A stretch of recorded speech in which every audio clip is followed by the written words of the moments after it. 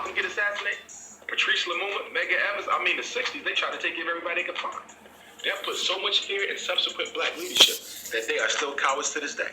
Which is why I say respectfully, there's not one of them who I could point a young black boy to and say, you know what, you should be like him when you grow up. Not one of them. Because the average black leader today is really not a black leader. He is a deal broker. The job of the black leader is to broker power deals between the structured and the black masses. Let me give you an example. A riot's about to kick out outside. Cops beat down a brother. Brother's about to go and tear up the police district. The leader should do what? Come in, organize it, say, hold on, brothers, before we go there, there's another way we can handle this thing. Let's do this, let's do this, let's do this. In other words, you organize the energy, you redirect it into a direction that is most likely to bring the desired result. They don't do that. They don't redirect the energy. You know what they do? They dissipate the energy. Go back home. Let the law prevail. Let's settle it on election day.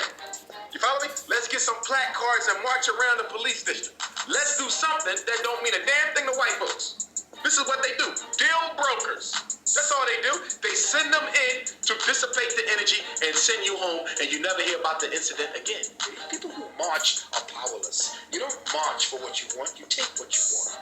Everybody knows that. The mafia knows that. You go and you take what you want. You take what you want. You establish your superiority and your seniority over that, and that's yours. You don't go marching for somebody to give you anything.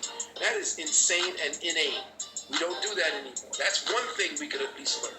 Don't go marching for a damn thing anymore. Take what you know is yours. Work towards becoming better and understanding how your adversary works. Work towards understanding the tactics of your adversary. Read The Art of War. And read all things having to do with tactics, mental, psychological, as well as physical, as well as military. Understand the way that chess is played. Teach your children how to play chess because it has them working both sides of their brain. Know thyself. We have to know our history. We have to study. We have to study chemistry and physics and math. We have to learn how to write and read. We have to recapture our history.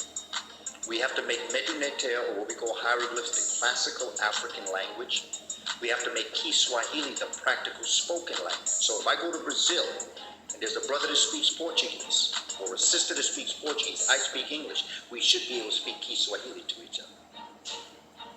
If I go to Holland, there's a brother or sister that speaks Dutch, I speak English, we should be able to speak to each other in Kiswahili.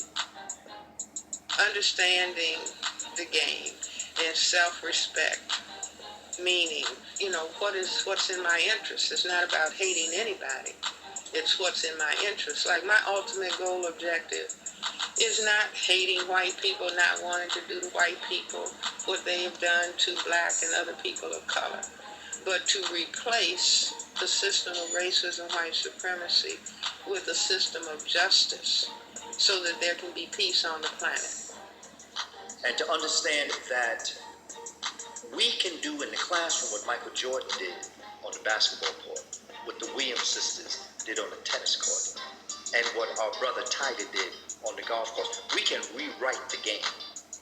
We can make it so that they can't test us because they're not intelligent enough to ask the kind of questions that we would answer.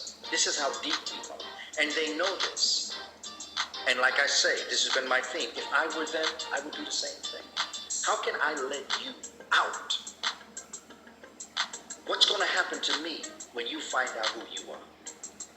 I will be destroyed.